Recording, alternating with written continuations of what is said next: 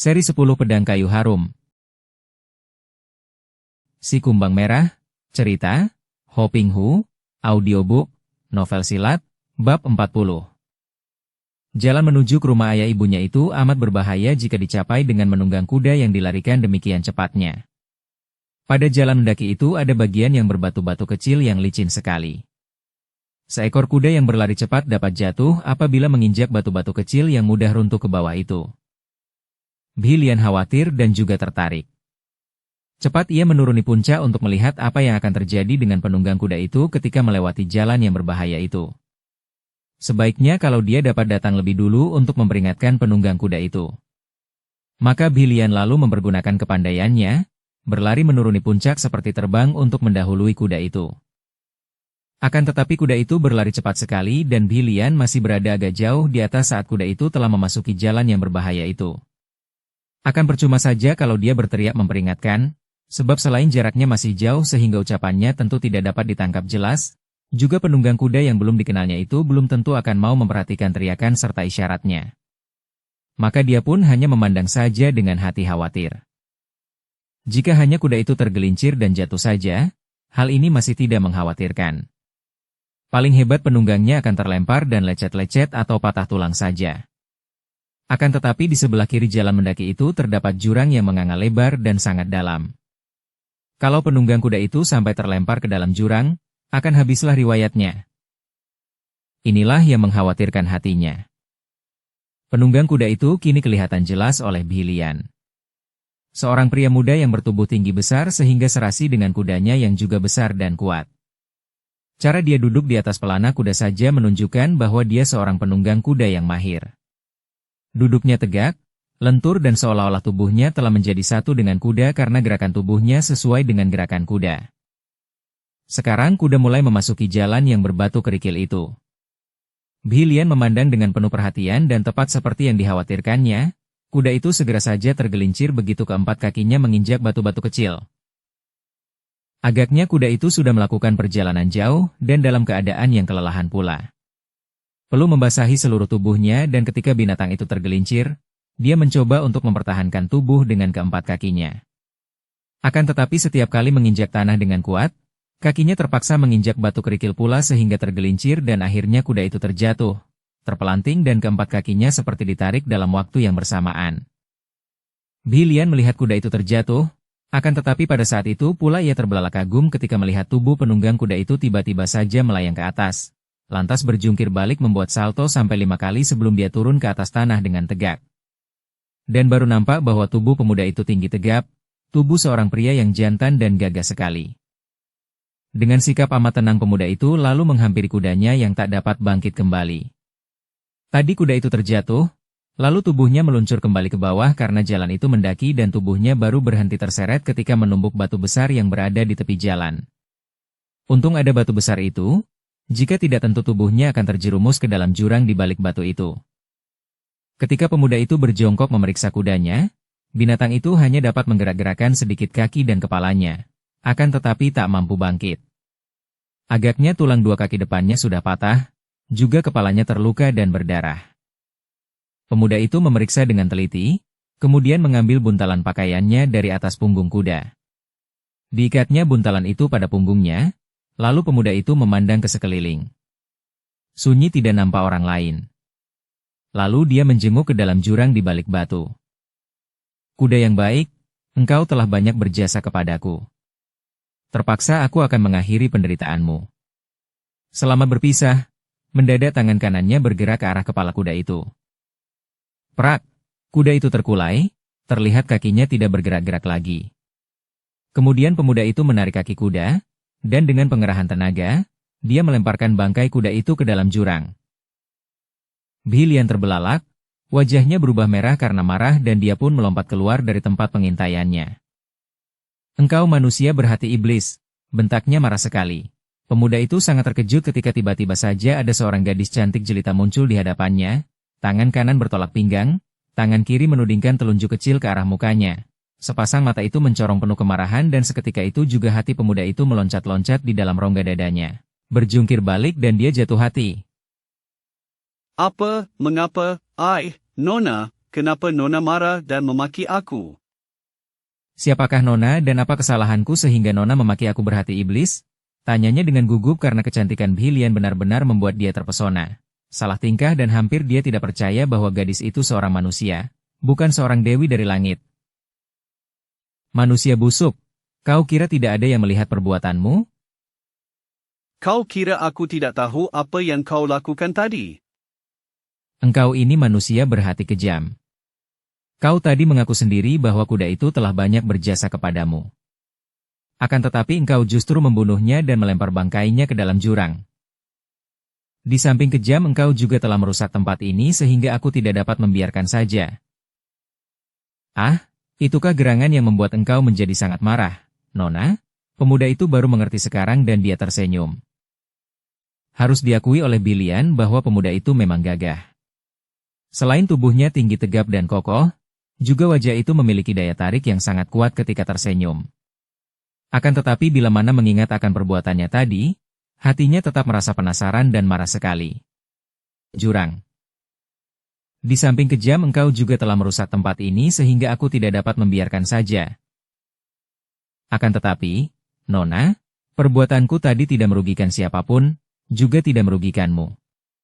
Kuda itu adalah milikku sendiri, dan bangkainya pun kubuang ke dalam jurang yang dalam sehingga tidak akan mengganggu orang lain. Kenapa engkau marah-marah, Nona? Masih bertanya mengapa aku marah? Pertama, melihat kekejamanmu tadi, engkau patut dihukum. Kedua, tempat ini adalah tempat tinggal kami, dan engkau mengotori jurang itu dengan bangkai kuda yang nanti tentu akan mengeluarkan bau busuk. Dan engkau masih bertanya mengapa aku marah? Pemuda itu tidak tersenyum lagi, nampak terkejut dan heran mendengar ucapan itu. Ah, jadi bukit ini adalah tempat tinggalmu, Nona? Kalau begitu maafkanlah aku, Nona, sebab aku tidak mengerti dan... Sudahlah, engkau adalah orang yang kejam dan melihat engkau tadi telah mengeluarkan kepandaianmu, maka aku tahu bahwa engkau pandai silat.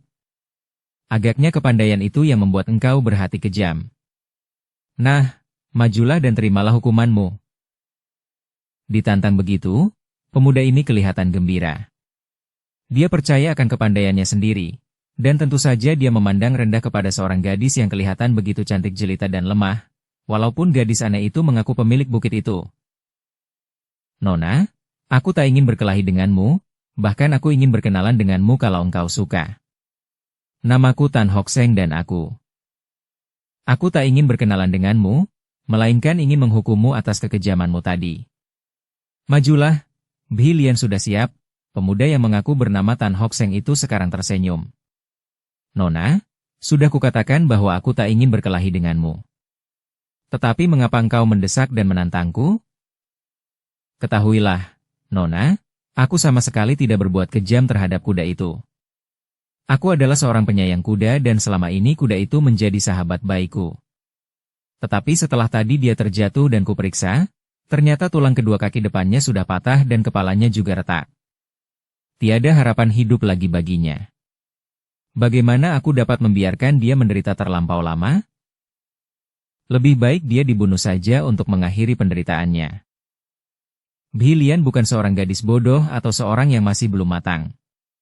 Sebaliknya dia adalah seorang gadis dewasa gemblengan yang sudah banyak pengalaman. Seorang pendekar wanita yang tentu saja selalu berpikir panjang dan berpemandangan luas. Dia dapat menerima alasan yang dikemukakan pemuda tinggi tegap, tampan dan gagah itu, dan dia sudah tidak lagi menyalahkan pemuda itu. Mungkin agak terlalu keras, namun apa yang dilakukan oleh pemuda itu terhadap kudanya memang merupakan satu-satunya jalan untuk mengakhiri penderitaan binatang yang disayangnya itu. Namun diam-diam timbul keinginannya untuk menguji sampai di mana kehebatan pemuda gagah perkasa ini. Kalau saja ia tadi tidak melihat pemuda itu menghindarkan diri terbawa jatuh bersama kudanya dengan membuat poksai, salto, sedemikian indahnya, kemudian melihat betapa sekali pukul saja pemuda itu dapat membunuh kudanya, tentu tidak timbul keinginan hatinya untuk menguji kepandaian pemuda itu. Sudahlah, cukup. Aku tidak ingin berpanjang cerita lagi. Engkau sudah mengotori tempat tinggal kami dengan bangkai kuda di dalam jurang itu. Kini hanya ada dua pilihan bagimu. Engkau ambil bangkai kuda itu lantas kau kuburkan baik-baik agar tidak menimbulkan bau busuk, Atau engkau harus menghadapi seranganku. Pemuda yang bernama Tan Hokseng itu mengerutkan alisnya yang hitam dan berbentuk golok, akan tetapi mulutnya masih tersenyum. Dia menjenguk ke bawah jurang, kemudian menarik napas panjang. Nona, bagaimana mungkin aku menuruni jurang ini untuk mengambil bangkai kuda itu? Katanya. Tentu saja Bhilian maklum akan ketidakmungkinan ini, karena itu dia justru mengajukan pilihan itu sehingga takkan ada pilihan lain bagi pemuda itu kecuali menandinginya. Kalau engkau tidak dapat mengambilnya dan menguburnya, maka engkau harus menandingiku. Lalu dia segera menambahkan, tentu saja kalau engkau bukan seorang pengecut yang takut menerima tantanganku. Biarpun pada dasarnya Bhilian mempunyai jiwa pendekar, namun dia pernah menerima gembelengan dua orang datuk sesat, yaitu Pak Kui Ong dan Tung Hek Kui, maka sedikit banyak watak ugal-ugalan menular kepadanya dan dia dapat bersikap keras mau menang sendiri. Tan Hokseng menarik napas panjang, akan tetapi matanya yang agak lebar itu bersinar dan wajahnya berseri. Dia kagum bukan main dan harus diakuinya dalam hati bahwa Dara yang berdiri di depannya itu bukan main cantiknya. Tubuhnya pada teramping dengan lekuk lengkung yang menunjukkan bahwa Dara itu telah matang dan dewasa. Kulitnya putih mulus dan kulit muka serta lehernya demikian halus. Tangannya begitu kecil lembut sehingga sukar dipercaya bahwa tangan selembut itu dapat bermain silat dan memukul orang. Rambut yang panjangnya sampai pinggang itu dikuncir. Sepasang matanya demikian jeli dan tajam sinarnya, hidung kecil mancung, mulut yang menggairahkan dengan bibir yang basah kemerahan. Manisnya masih ditambah oleh tahi lalat kecil di dagu. Bukan main, Nona, sungguh aku tidak ingin bermusuhan denganmu, apalagi sampai berkelahi. Akan tetapi bukan berarti aku pengecut atau takut kepadamu. Tapi, sudahlah, kau sambut seranganku ini. Bentak Bhilian yang ingin berkelahi bukan karena marah, melainkan karena ingin tahu hingga di mana kepandaian pemuda yang gagah dan tampan ini. Hokseng langsung mengelak karena dari sambaran tangan yang lembut itu datang angin pukulan yang sangat kuat. Dia terkejut dan sambil mengelak, dia pun membalas dengan tamparan ke arah pundak. Dia masih sungkan karena melihat kecantikan gadis itu, maka yang diserang hanyalah pundak lawan. Bhilian melihat betapa gerakan pemuda itu cukup tangkas, dengan jurus silat yang baik, kalau dia tidak salah menilai, dari aliran silat Butong Pai. Maka dia pun cepat menangkis untuk mengukur sampai di mana besarnya tenaga pemuda itu. Duk! Lengan Hokseng terpental dan dia meringis kesakitan. Tidak disangkanya bahwa lengan kecil gadis itu mengandung tenaga yang begitu kuatnya sehingga dia merasa lengannya bertemu dengan sepotong baja. Bukan lengan gadis yang halus. Jangan memandang rendah kepadaku. Kerahkan semua tenagamu dan keluarkan semua kepandaian silatmu. Bhilian mengejek, karena tahu bahwa pemuda itu tadi tidak mengerahkan semua tenaganya. Dukung channel Novel Silat dengan subscribe, follow, like, komen dan share. Hokseng terkejut ketika Bhilian kembali menyerang dengan kecepatan luar biasa. Tubuh gadis itu bergerak seperti bayangan saja, karena memang Bhilian mengerahkan ginkang, ilmu meringankan tubuh, yang dia warisi dari mendiang Pak Kui Ong si ahli ginkang. Dia juga menggunakan ilmu silat yang diwarisinya dari Tung Hek Kui. Mengandalkan sinkang dan dengan ilmu silat ini dia dapat membuat lengannya mulur hingga bertambah panjang hampir setengah lengan. Hokseng berusaha melawan dengan gerakan cepat dan mencoba untuk membalas. Akan tetapi sebentar saja dia menjadi pening karena harus memutar-mutar tubuhnya mengikuti gerakan Bhilian yang menyambar-nyambar bagaikan burung walet. Biarpun cukup gesit dan bertenaga besar, namun di dalam hal ilmu silat ternyata pemuda itu masih kalah jauh jika dibandingkan dengan Bhilian. Padahal Bhilian belum memainkan ilmu silat yang baru saja dia pelajari dari ayah ibunya. Bhilian pun maklum akan hal ini, maka dia pun tidak menjatuhkan tangan maut kepada Hokseng. Hanya menyerang bertubi-tubi untuk mengacaukan perlawanannya saja. Kalau dia menghendaki, tentu pemuda itu tak akan mampu bertahan lebih dari 20 jurus. Tiba-tiba saja nampak dua sosok bayangan orang berkelebat di tempat itu dan terdengar seruan nyaring berwibawa. Hentikan perkelahian! Mendengar suara ayahnya, Bhilian cepat meloncat ke belakang, mendekati ayah ibunya yang segera memandang ke arah Hokseng. Mereka tadi melihat betapa putri mereka menyerang seorang pemuda yang mencoba untuk membela diri mati-matian, akan tetapi hati mereka lega karena melihat bahwa Bhilian sama sekali tidak bermaksud mencelakai orang itu yang kalah jauh dibandingkan putri mereka. Ayah dan ibu, orang ini sudah membunuh kudanya yang jatuh terluka lantas membuang bangkainya ke dalam jurang. Bhilian langsung melapor karena tidak ingin dipersalahkan.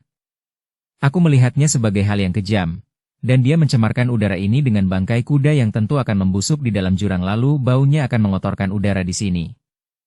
Maka ku tantang dia. Engkau ini mencari gara-gara saja, Bhilian, tegur ibunya.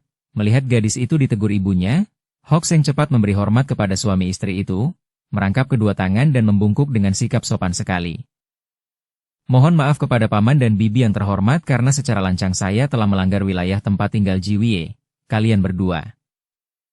Sebenarnya nona ini tak bersalah dan sayalah yang bersalah. Kuda saya itu kelelahan sehingga terpeleset dan jatuh di sini. Kedua kaki depannya patah dan kepalanya retak. Untuk mengakhiri penderitaannya maka terpaksa saya membunuhnya dan membuang bangkainya ke dalam jurang dengan tujuan agar tidak mengganggu orang yang lewat di sini.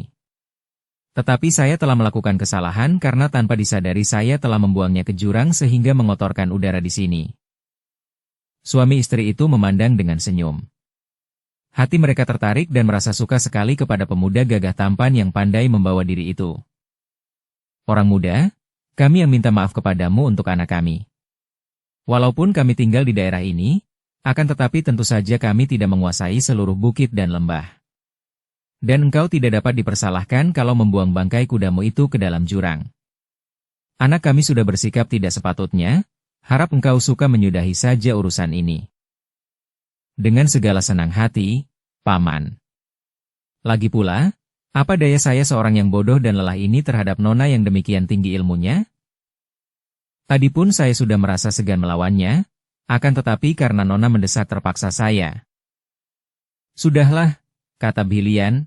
Bukankah ayahku sudah mengatakan agar urusan ini disudahi saja? Ataukah engkau masih merasa penasaran? Karena tidak ingin terus dipersalahkan, gadis itu membentak. Bhilian, tidak pantas bersikap kasar kepada seorang tamu, kata ibunya. Orang muda, apa yang diucapkan istriku itu benar. Engkau adalah seorang tamu, maka kami persilakan berkunjung ke rumah kami di sana. Dengan tangan kanannya Siang Koan Chi Kang menunjuk ke belakang. Tan Hokseng memang sudah kagum bukan main kepada Bhilian. Pertama kali bertemu tadi sudah menjadi tergila-gila oleh kecantikan gadis itu. Kemudian setelah bertanding, dia kagum bukan main melihat bahwa gadis itu selain cantik jelita juga memiliki ilmu silat yang sangat tinggi sehingga dia yang biasanya membanggakan kepandaiannya, sekali ini sama sekali tidak berdaya. Maka, ketika ayah ibu gadis itu muncul, dia yang sudah kagum sekali kepada keluarga ini mempunyai niat untuk dapat menjadi murid suami istri yang tentu sangat sakti itu. Tentu saja Hokseng menjadi gembira bukan main ketika mendengar undangan itu, akan tetapi dengan rendah hati dia menjawab. Saya hanya akan mengganggu dan membuat repot saja kepada paman dan bibi yang terhormat. Jangan sungkan, orang muda. Terimalah undangan kami jika engkau memang mau memaafkan anak kami, kata Siang Koan Chi Kang dan istrinya juga mengangguk ramah. Diam-diam Hokseng girang bukan main. Apa yang ditemukan di Kim Keko ini ternyata jauh melebihi apa yang telah didengarnya.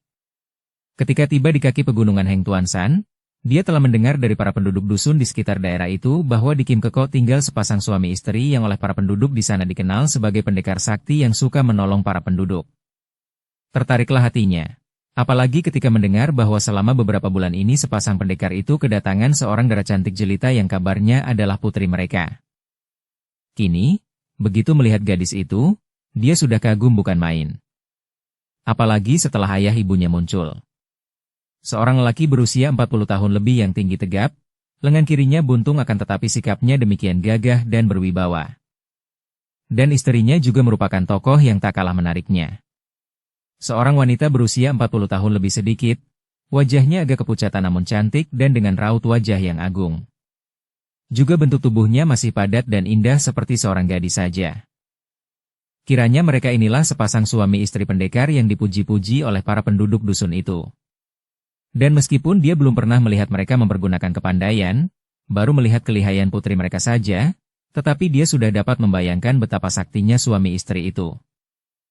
Dengan sikap hormat Tan Hokseng lalu mengikuti suami istri itu bersama putri mereka ke sebuah rumah yang berdiri di lembah, pada bagian yang datar dan subur. Rumah itu nampak mungil, namun terpelihara rapi dengan taman bunga yang penuh dengan bunga beraneka warna. Meskipun di dalam hatinya Bhilian kagum juga kepada pemuda yang tampan gagah dan bersikap lembut itu. Namun di sudut hatinya masih terdapat kekecewaan bahwa ilmu silat pemuda itu masih amat rendah dibandingkan dia sendiri. Maka begitu pemuda itu diterima ayah ibunya duduk di ruangan tamu, dia lalu mengundurkan diri dengan dalih membantu pelayan di belakang. "Orang muda, siapakah engkau? Datang dari mana dan ada keperluan apa maka engkau berkunjung ke lembah ini?" tanya Siang Kuan Cikang, akan tetapi suaranya yang lembut tidak menimbulkan kesan bahwa dia menyelidiki keadaan pemuda itu. Pemuda itu kelihatan berduka sekali ketika mendengar pernyataan ini. Bukan kedukaan buatan, melainkan benar-benar dia merasa berduka dan merasa betapa nasibnya sangat buruk. "Paman, saya adalah seorang yang hidup sebatang kara dan sudah tertimpa malapetaka dan penasaran besar." Dia mulai menceritakan keadaan dirinya. Karena sudah mengambil keputusan untuk kalau mungkin berguru kepada suami istri pendekar ini, maka dia tidak ragu-ragu lagi untuk menceritakan riwayatnya. "Saya adalah seorang yatim piatu. Dengan susah payah serta kerja keras akhirnya saya berhasil menjadi seorang perwira. Akan tetapi nasib saya sungguh malang, saya difitnah orang yang menginginkan kedudukan saya sehingga saya dijatuhi hukuman buang oleh pemerintah. Untung bahwa di dalam perjalanan ke tempat pembuangan saya ditolong oleh seorang pendekar yang tak mau memperkenalkan dirinya sehingga saya bisa bebas, lalu saya melarikan diri. Dalam perjalanan melarikan diri dari kemungkinan pengejaran petugas keamanan kota raja maka hari ini saya sampai ke tempat ini." Begitukah?" Siang Kuan Cikang menatap tajam untuk menyelidiki apakah cerita itu dapat dipercaya. Akan tetapi pemuda itu membalas tatapan matanya dengan penuh keberanian dan keterbukaan, dan ini saja sudah membuktikan bahwa ceritanya memang benar. "Siapakah namamu, orang muda?" "Nama saya Tan Hock Seng, Paman." Dan melihat kehebatan ilmu silat putri Paman dan Bibi tadi, timbul keinginan hati saya, apabila kiranya Paman dan Bibi sudi menerimanya, saya ingin sekali berguru kepada Paman dan Bibi di sini. Biarlah saya bekerja apa saja di sini, sebagai pelayan, tukang kebun atau pesuruh, asal Paman dan Bibi suka menerima saya sebagai murid. Setelah berkata demikian, langsung saja Hock Seng menjatuhkan diri berlutut di depan suami istri itu. Siang Kuan Cikang dan Toan Hui Chu saling bertukar pandang. Suami istri yang sudah bisa mengetahui isi hati masing-masing hanya melalui pandang mata saja itu saling kedip kemudian dengan lembut Toan Hui Chu mengangguk. Suami istri ini sebenarnya sama sekali tidak memiliki keinginan untuk mengambil murid baru. Bagi mereka, seorang murid seperti Pek Han Siong sudah cukup, terlebih lagi masih ada putri mereka yang sudah mewarisi ilmu-ilmu mereka. Akan tetapi apa yang mereka harapkan, yaitu agar Han Siong menjadi menantu mereka telah gagal dan mereka merasa kecewa bukan main. Baru saja mereka membicarakan urusan perjodohan putri mereka. Mereka sudah ingin sekali mempunyai mantu dan memiliki cucu. Maka kemunculan seorang pemuda seperti Tan Hock Seng itu mempunyai arti besar bagi mereka, menumbuhkan suatu harapan baru. Biarpun baru saja berjumpa, namun banyak hal pada diri pemuda ini yang telah menarik perhatian mereka. Pertama, Tan Hock Seng adalah seorang pemuda yang cukup dewasa, berusia 25 tahun lebih, dan yatim piatu pula. Dia cukup tampan dan gagah, juga sikapnya sangat sopan, baik dan agaknya terpelajar. Sungguh merupakan gambaran seorang calon mantu yang baik. Mengenai ilmu silat, kepandaiannya juga tidak terlampau rendah, dan dengan gemblengan yang keras, dalam waktu tak terlalu lama tentu dia akan memperoleh kemajuan pesat. "Tan Hock Seng, bangkit dan duduklah. Permintaan itu akan kami pertimbangkan sesudah engkau tinggal beberapa hari di sini. Karena kami belum mengenal benar siapa engkau, maka kami tentu tidak dapat tergesa-gesa menerimamu sebagai murid," kata Siang Kuan Cikang dan istrinya segera menyambung dengan pertanyaan. "Orang muda, selain yatim piatu apakah engkau tidak mempunyai seorang pun anggota keluarga? Kakak atau adik, paman atau bibi, mungkin istri atau tunangan?" Pertanyaan ini hanya sambil lalu dan tidak kentara. Akan tetapi Tan Hock Seng bukanlah seorang pemuda hijau. Dia dapat menangkap apa yang tersembunyi di balik pertanyaan itu dan diam-diam dia pun merasa girang bukan main. Kalau saja selain menjadi murid suami istri yang sakti ini juga dapat menjadi menantu mereka. Gadis tadi sungguh cantik manis menggairahkan. "Saya hidup sebatang kara, Bibi, tidak ada sanak tidak ada kadang, apalagi keluarga." Mendengar ini, kembali suami istri itu bertukar pandang. Mereka sungguh mengharapkan agar sekali ini putri mereka akan bisa menemukan jodohnya. Atas pertanyaan pasangan suami istri itu, Tan Hock Seng kemudian menuturkan pengalamannya, Sampai dia difitnah sehingga selain kehilangan kedudukan dan pekerjaannya, bahkan dia dihukum buang pula oleh pemerintah. Sejak kecil saya sudah kehilangan orang tua yang meninggal dunia karena sakit. Saya hidup terlunta-lunta, mengembara, dan menyadari bahwa saya akan hidup sengsara kalau tidak mempunyai kepandaian, maka sejak kecil saya bekerja sambil belajar. Banyak yang saya pelajari dengan biaya hasil pekerjaan saya memburu. Mempelajari ilmu baca tulis sampai sastra. Dan terutama sekali mempelajari ilmu-ilmu silat dari manapun. Sesudah dewasa, dengan bekal ilmu-ilmu yang saya pelajari, saya berhasil mendapatkan pekerjaan di Kota Raja sebagai seorang prajurit pengawal istana. Karena ketekunan serta kerajinan saya, maka dalam waktu beberapa tahun saja saya menerima kenaikan pangkat sampai akhirnya menjadi seorang perwira pengawal. Suami istri itu mendengarkan dengan hati senang. Pemuda ini sungguh mengagumkan. Sejak kecil yatim piatu dan hidup sebatang kara, namun mampu memperoleh kemajuan yang hebat sampai menjadi seorang perwira pasukan pengawal istana. Dari kemajuan ini saja dapat dijadikan ukuran bahwa Tan Hock Seng memang seorang pemuda yang penuh semangat. Kemudian, bagaimana tentang fitnah itu? Tanya Siang Koan Cikang dengan hati tertarik. Hock Seng menghela napas panjang. Itulah, Suhu, pemuda itu tergagap karena keliru menyebut Suhu, guru. Maafkan Tak Chu, murid, Siang Koan Cikang tersenyum dan mengangguk. Tidak apa-apa, engkau boleh menyebut guru kepadaku. Mendengar ini, Hock Seng menjadi gembira bukan kepalang dan dia segera menjatuhkan dirinya lagi, berlutut dan memberi hormat kepada suami istri itu dengan menyebut, Suhu, dan, Subo. Suami istri itu saling pandang dan tersenyum. Sekarang mereka tidak ragu lagi sehingga tidak perlu menanti sampai beberapa hari. Mereka percaya kepada pemuda ini dan suka menerima sebagai murid, bahkan dengan harapan untuk mengambil pemuda ini sebagai calon mantu, pengganti Pek Han Siong yang sudah ditolak oleh putri mereka. Bangkit dan duduklah, Hock Seng, lalu lanjutkan ceritamu kepada kami, kata Siang Koan Cikang. Suhu, agaknya kemajuan serta keberuntungan Tak Chu di Kota Raja itu menimbulkan iri hati kepada teman-teman dan rekan-rekan karena di antara mereka ada yang telah bertahun-tahun menjadi prajurit pengawal namun tidak pernah mendapatkan kenaikan. Sedangkan Tak Chu dalam beberapa tahun saja sudah mendapatkan beberapa kali kenaikan pangkat. Nah, pada suatu hari istana ribut-ribut akibat kehilangan peti kecil terisi perhiasan seorang putri istana, dan aneh sekali, peti itu kemudian ditemukan di dalam kamar Tak Chu. Dan engkau tidak mencuri peti perhiasan itu, Hock Seng? Toan Hui Chu bertanya sambil memandang tajam. Subo, bagaimana mungkin Tak Chu mencuri? Selamanya Tak Chu tidak pernah mencuri. Lagi pula bagaimana mungkin Tak Chu dapat mencuri peti perhiasan yang berada di dalam istana bagian puteri? Hanya para taikam, kebiri, sajalah yang diizinkan memasuki bagian puteri. Itu jelas fitnah. Kalau fitnah, bagaimana peti perhiasan itu dapat ditemukan di dalam kamarmu? Siang Koan Cikang bertanya. Itulah yang mencelakakan Tak Chu, Suhu. Tak Chu tidak tahu bagaimana peti itu bisa berada di dalam kamar Tak Chu dan tersembunyi di bawah pembaringan. Jelas bahwa ini perbuatan seorang yang sengaja melempar fitnah kepada Tak Chu. Akan tetapi karena bukti ditemukan di kamar Tak Chu tidak mampu banyak membela diri. Tak Chu hanya dijatuhi hukuman buang. Karena Sri Baginda Kaisar masih mengingat akan jasa-jasa Tak Chu maka Tak Chu tidak dihukum mati. Akan tetapi dalam perjalanan melaksanakan hukuman buang itu, di tengah perjalanan muncullah seorang pendekar berkedok yang membebaskan Tak Chu bahkan juga memberi bekal uang emas kepada Tak Chu tanpa memberi kesempatan kepada Tak Chu untuk mengenal mukanya atau namanya. Kalau orang benar ada saja penolong datang, kata Toan Hui Chu dengan girang. Akan tetapi Siang Koan Cikang mengerutkan alisnya lantas bertanya kepada pemuda itu. Tahukah engkau siapa yang melakukan fitnah sekeji itu kepadamu? Tak Chu dapat menduga orangnya, akan tetapi tidak ada buktinya.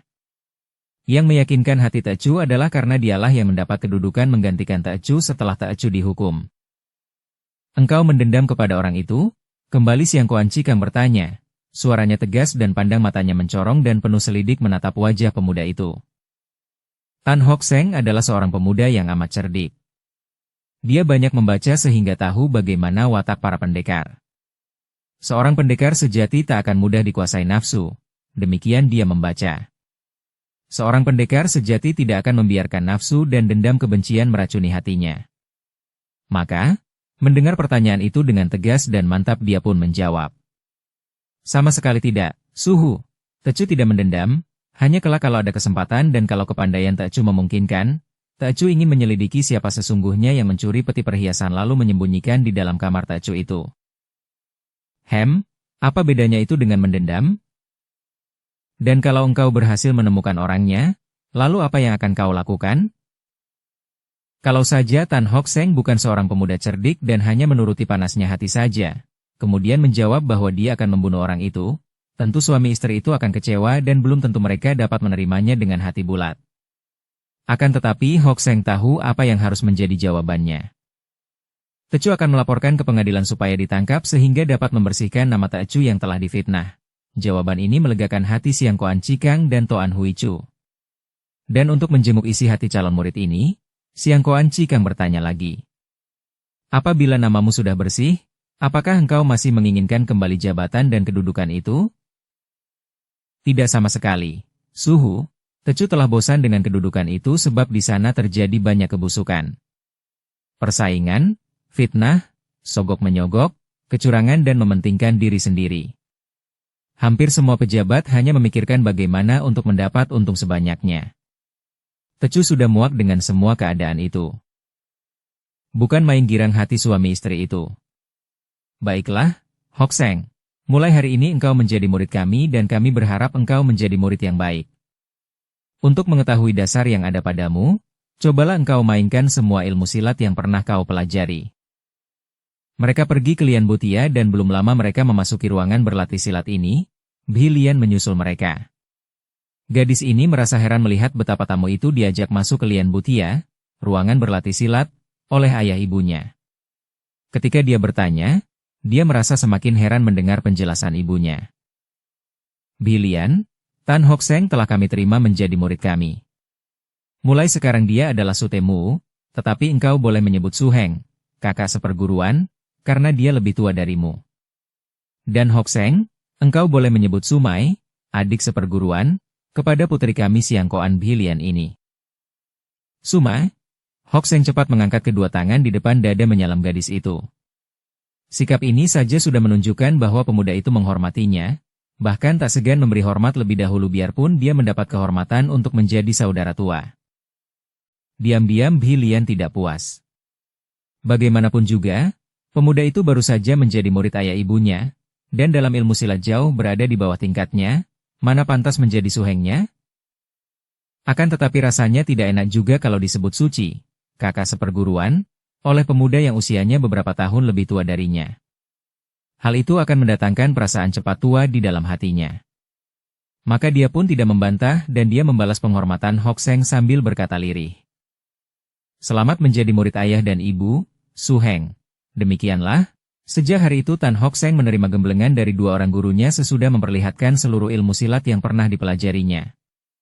Menurut penilaian Siang Koan Cikang dan Toan Hui Chu, ternyata dasar ilmu silat pemuda ini sudah cukup lumayan.